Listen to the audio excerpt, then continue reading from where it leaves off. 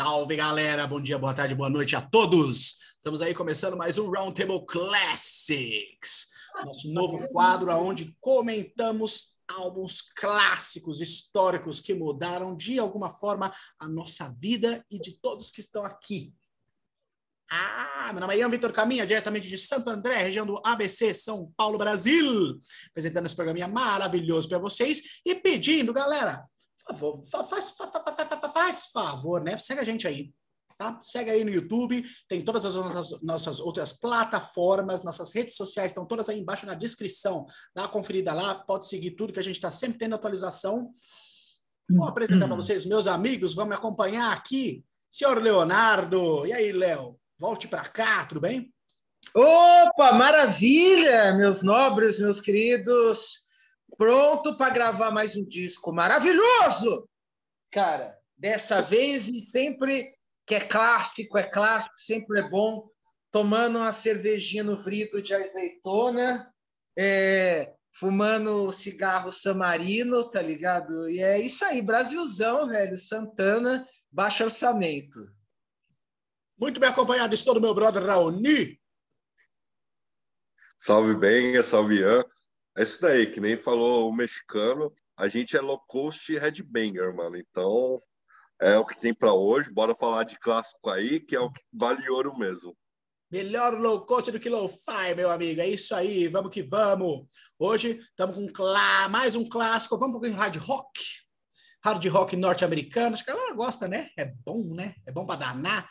Vamos, álbum clássico aí do Van Halen, velho. A estreia do Van Halen aqui no Roundtable Classics, se não me falha a memória, também no Roundtable Forever, né? Primeira vez que vamos falar aqui de Van Halen com o álbum 1984. Vamos lá. Se tem coisa para falar, hein? Acho que o senhor Leonardo vai começar aí falando. Diz aí, Léo. Maravilha, meu nobre. Então, cara, vim com esse disco aí, né, cara? Van Halen 1984, sexto álbum dessa banda gigantesca do hard rock americano, tá ligado? E é um disco que, cara, na minha opinião, ele realmente transpõe essa parada do hard rock, tá ligado? Eu acho que ele é um disco significativo para música pesada no geral, metal inclusive, você entendeu? Porque ele é referência, obviamente, de muitas coisas que esses músicos tão grandiosos trouxeram nessa época, né? Pô, que nem eu falei, sexto álbum, cara, para mim é o apogeu do Van Halen, entendeu? Eles vinham disco após disco crescendo, evoluindo, gravando coisas, e eu gosto muito dos discos anteriores, não tenho coisas negativas para falar, mas quando os caras chegaram nesse álbum, eu falei assim, nossa, é um disco muito completo, por assim dizer, musicalmente falando, principalmente trazendo essa sonoridade da época, né, dos anos 80, é uma das principais referências da música pesada, né? Uma bandaça, né, bicho? Ed Van Halen, David Lee Roth, tá ligado? Que é aliás, o último disco com ele. Eu gosto de Van Halen com Sammy Hagar, mas eu acho que aqui chegou, tipo, no melhor que eles fizeram na banda, assim, entendeu? Não tem disco melhor que o 1984 para mim. E, cara, é o que eu falei, é um disco completo. Aqui a gente tem tudo muito radiofônico, tudo muito agradável de ouvir. É um disco que tem Jump e Panamá, tá ligado? Porra, que é coisa mais da nossa memória rockística, essas duas músicas, né? Não tem, cara. É muita coisa. E na estrutura do disco, né? A estrutura do disco. Tem músicas mais pesadas ali, beirando metal ou metal, tem os hard rock mais de levada, tem balada, tem AOR, tá ligado? Tem tudo esse disco. Tem música com levadas mais não tão comuns ao Van Halen, tem o acréscimo do teclado, até que a gente estava falando aqui antes de começar a gravar, que é um disco que tem uma presença muito grande de teclado, né? Em várias músicas, Jump, né? Que tem um teclado mais emblemático aí, um dos mais emblemáticos da música pesada. E, porra, vendeu que é o diabo esse disco. Foi gravado lá no Cafofo do Van Halen, né? E, cara, tem também a memória pessoal desse disco, né? E das músicas, porque eram músicas que tocavam muito na MTV, em vários programas da MTV, seja na coisa do clássico, seja a hora que vinha alguma referência da banda, seja em especial. Eu lembro que eu cheguei a ver especial do Van Halen na MTV. E, cara, outra coisa extremamente emblemática para mim desse disco é a música Hot for Teacher e o clipe, né, cara, que passava na MTV direto. Quando eu vi esse clipe, eu falei assim, nossa, que sensacional, velho. Ele deixa em evidência, né, aquela coisa do clima mais descontraído da banda, tem a coisa teatral, que cada vez mais o David Lee Roth foi agregando, disco após disco, tanto na performance dele ao vivo, quanto cantando também. É um cara muito performático, é um cara Broadway, né, velho? Você vê, se você não visse os clipes, nem a performance dele, você já consegue entender que ele tem uma característica teatral muito forte só de você ouvir, né? Só de você ouvir a interpretação dele vocal por si só. Ed Van Halen, né, cara? Alex Van Halen. Falar da Hot for Teacher também, que para mim é o destaque do disco, e essa pegada da bateria, cara, que é muito... Porra, uma pegada de 2 bumbos, uma levada muito diferenciada, tá ligado? Eu não sei descrever tecnicamente falando o que ele faz, só que se você ouve, você já tem um impacto que ela já entra com a bateria, você fala, que levada diferente que esse cara tá fazendo. E aí a intro da música é essa levada que ele vai pela música inteira, tá ligado? E o Van Halen, a banda em si, eu acho que tem uma característica muito interessante, que eles conseguem trazer uma coisa técnica para uma roupagem simples, uma roupagem radiofônica, que você já identifica. O cara tá arregaçando numa puta técnica, escolha de timbragem difícil, ao vivo também os caras eram enjoados com isso, tá ligado? Só que ao mesmo tempo é a música mais acessível do mundo, tá ligado? Uma coisa que você já se identifica na hora. Então, por esses motivos, eu acho que é um disco que é um clássico da música pesada de uma maneira geral. Eu já, Jump Panamá, mas esse Hot for Teacher, para mim, é o carro-chefe, essa é a música que eu mais gosto, a música que eu mais gosto do Van Halen. Tem também, no disco, lá do B do disco, é pouco falado, mas tem a I Wait, que é um puta de um AOR maravilhoso, Peak Journey, tá ligado? Sensacional, para ninguém botar defeito. Tem uma que é a Girl Gone... Putz, não vou lembrar o nome agora. Girl Gone Bad.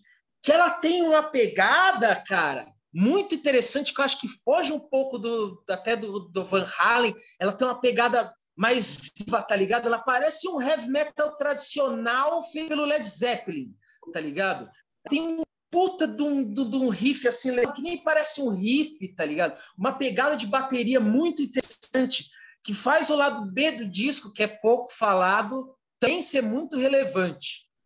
Cara, é isso aí, cara. Para mim é um disco genial. Genial, cara. E, porra, o resto da história, vendeu que é o diabo, todo mundo conhece, todo mundo tem alguma memória, com certeza, com essas músicas, com os clipes, com a performance ao vivo.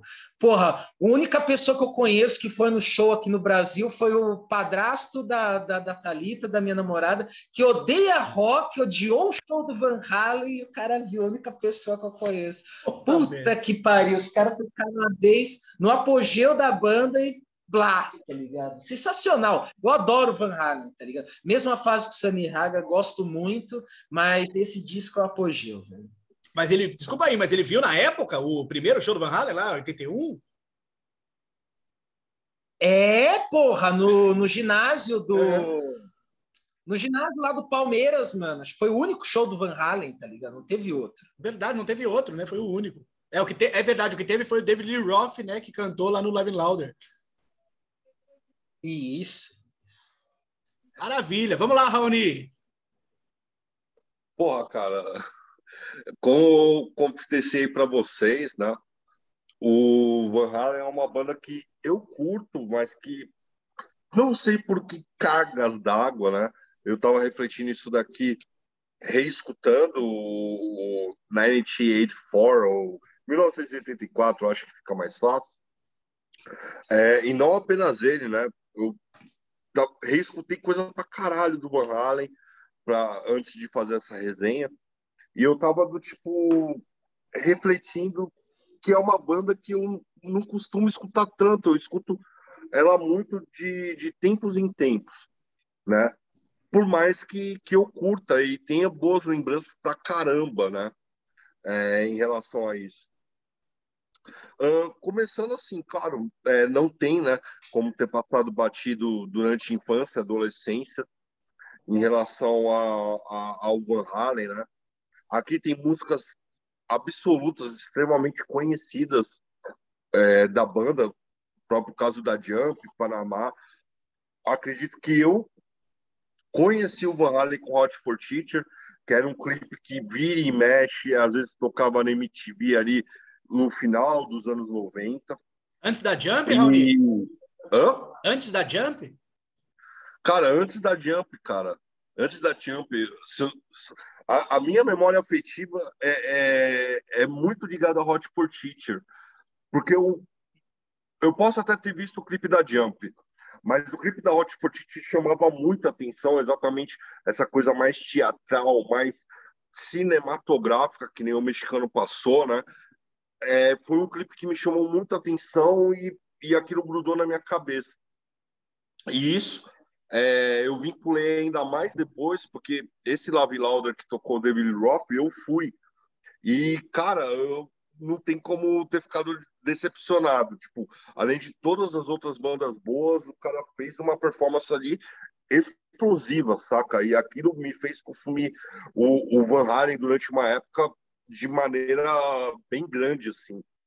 Tanto que tanto o debut álbum, né, quanto o Van Halen 2 foram um disco que eu ouvi bastante. Claro, aí depois eu fui pegando o restante da discografia. Tem algumas coisas bem legais, né, para falar desse disco. A primeira é do tipo, o Van Halen, ele lançava um disco a cada ano, saca? Isso daí foi basicamente acabar no Diverdal, que é o disco anterior, ao 1984. E por que que eles faziam isso? Na época não era tão necessário, mas todo o dinheiro que o Van Halen pegava, ele era para a banda e eles que arcavam os custos, não era uma gravadora. Eles arcavam os custos de gravação de disco e tal. Então era sempre interessante eles estarem na estrada lançando coisas novas, né? E pela primeira vez aqui eles tiveram uma pausa. Se não me engano, foi basicamente de um ano, de verdade, a de 82. E coincidiu que a banda estava numa fase meio ruim, o disco anterior não tinha vendido bem, o De Verdade é um disco que eu curto, mas é um disco que só tem 4 músicas do Van Halen, que eles compuseram. O restante é cover ou umas suítes, umas vinhetas instrumentais, né, que nem a Cathedral, que era só para encaixar uma música na outra, Encher digamos assim, linguiça. né? Encher linguiça. Apesar de que encher linguiça do Ed Van Halen, do Alex Van Halen, é coisa pra caramba. Mas, assim, nisso, eles pegaram um tempo, né, entre uma pequena turnê que eles fizeram na América Central, América do Sul, não chegou a pegar aqui no Brasil, né, essa turnê, como vocês estavam falando, esse único show deles aqui foi anteriormente, mas eles fizeram uma mini turnê na América Central, então teve essa pausa. E aí já estava tendo umas discussões, o clima do Ed Van Halen junto com o David Roth já não era bom. O David Roth acreditava que o Van Halen devia ficar só tocando guitarra e foda-se. E o Van Halen sabia tocar piano também, ele queria fazer algo com sintetizadores. Então ele se isola no estúdio dele, o 5150, né? Que, para quem não sabe, isso daí é uma gíria da polícia americana. É uma gíria para quem faz crime com problema mental, tá ligado? E aí ele batizou o estúdio dele assim, inclusive o disco posterior também tem essa sigla, né, digamos assim, essa numeração. E no estúdio dele ele começa a trabalhar com as músicas sozinho. Foda-se a banda, vou fazer o negócio aqui, depois se os caras gostarem, a gente faz junto. Por exemplo, o riffzinho, o tema da Jump, já existia. O Van Halen já tinha mostrado para os caras há 2, 3 anos atrás. E eles não curtiram muito. O David Roth, inclusive, não queria fazer letra para o riff da Jump. E só depois de muita conversa que, beleza, e vai lá. E isso mostra a genialidade do Ed, principalmente, né? Não desmerecendo os outros, mas o Ed, ele vinha além. Porque o 1984 ele não é um álbum só importante para o hard rock ou para o heavy metal. Ele foi importante, inclusive, para a música pop, cara. Pô, um cara que nem o Ed Van Halen ter tocado com Michael Jackson, mano. Isso não é pouca merda, não. É coisa pra caralho, tá ligado? E era um cara que estava vendo além do tempo. Tanto que é um disco que ele acaba influenciando, por exemplo, a cena pop dos anos 80, né? E, cara, que disco complexo. Falando sobre isso, né? A banda, com seus discos, eu falei do primeiro e do segundo, mas também tem Woman Shoulder First, Fair Warning, né? A galera não estava muito comprando a ideia. Gostaram pra caralho do primeiro disco, pela inovação, pelo Ed Van Halen com aquela guitarra explosiva, né? Eruption ali. Cara, aquilo não existia digamos assim, na música pop, né? E de repente, o Ed, ele faz um disco com essas doses de hard rock, dose de blues, dose de música pop, sim, porque o uso dos sintetizadores era música pop dos anos 80. E dá certo, tá ligado? Tá, vamos sair dos grandes hits. Cara, o que é aquela guitarra no começo de Top Jimmy, cara? Aquela guitarra cheia de harmônico, tá ligado? Aquele bagulho. A primeira vez que eu escutei, eu falei, mano, como que o cara tá fazendo isso, saca? Tipo, parecia que tinha 3 guitarras ao mesmo tempo brincando, assim. Aí o Wait também é sensacional. A própria regravação de House of Pain, tá ligado? Que é uma música de 1976, antes, inclusive, do primeiro disco da banda, das demos. Aqui fica sensacional, um blusão de marca maior, um puta do hard rock. Cara, como a música é louca, né, mano? Eu vejo Van Halen como uma banda que tinha um potencial e quase acabou. E esse disco foi o salvador e apogeu deles. E aqui todas as partes positivas que o Van Halen tem estão muito destacados. Inclusive, tipo, o baixo do Michael Anthony e os back vocals dele, que são bem marcantes, saca? Aqui dá um ar a mais, tem um brilho a mais. A bateria do Alex aqui tá sensacional, extremamente técnica, tá ligado? E puxando essas influências do heavy metal, que nem o mexicano falou, esse começo, né, da Hot Portit que o Motorhead fazendo Convertido, o próprio Judas fazendo com Exciter, né? Tantas outras bandas, virou um sinônimo, acabou virando sinônimo de heavy metal, né? Essa introdução com uma bateria mais frenética. Cara, o David Roth, ele tem uma atuação aqui, e isso eu tenho que falar.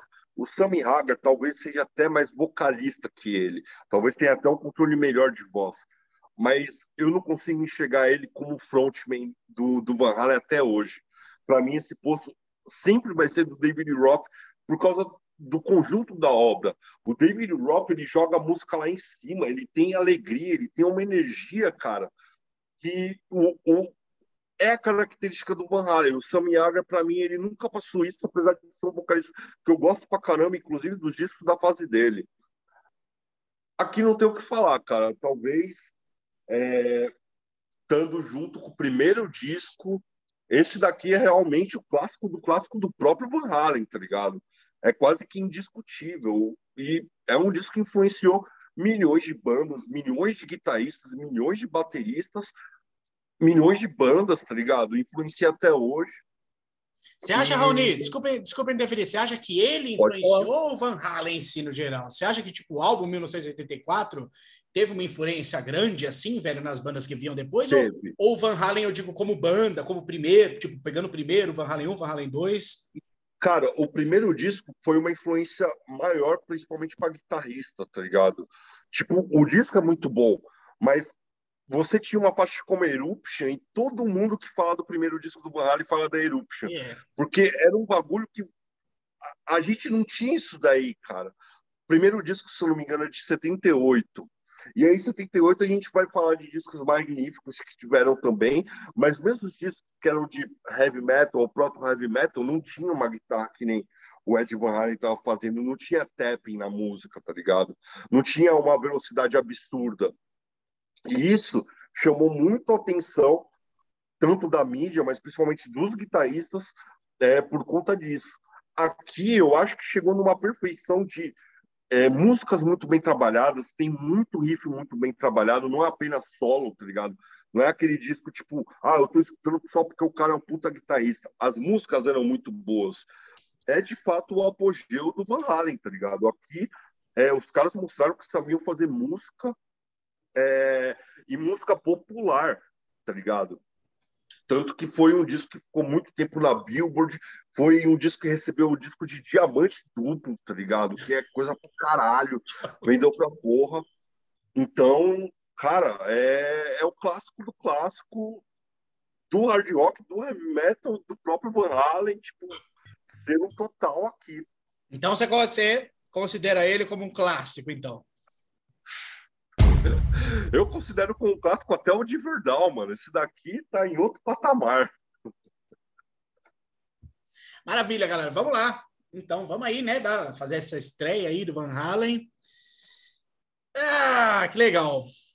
Legal tá falando um pouco sobre uma banda que, assim como o Raoni comentou um pouco, não é também das minhas bandas favoritas, não é uma daquelas bandas que eu escuto com frequência, mas é uma banda que eu gosto, é uma banda que mudou a história, que mudou o rumo da música, dentro do meu ver, tá ligado? Principalmente por conta do senhor Ed Van Halen, a forma de tocar guitarra, tá ligado? Desse cara no final dos anos 70, revolucionou a forma da música e ainda mais a forma da música pesada, foi criar subestilos de heavy metal tradicional que iriam aparecer aí nos anos 80, como, por exemplo, shred, tá ligado? Nas bandas que na época eram colocadas como shred metal, que nem aquela gravadora, não tem uma mexicana, aquela gravadora?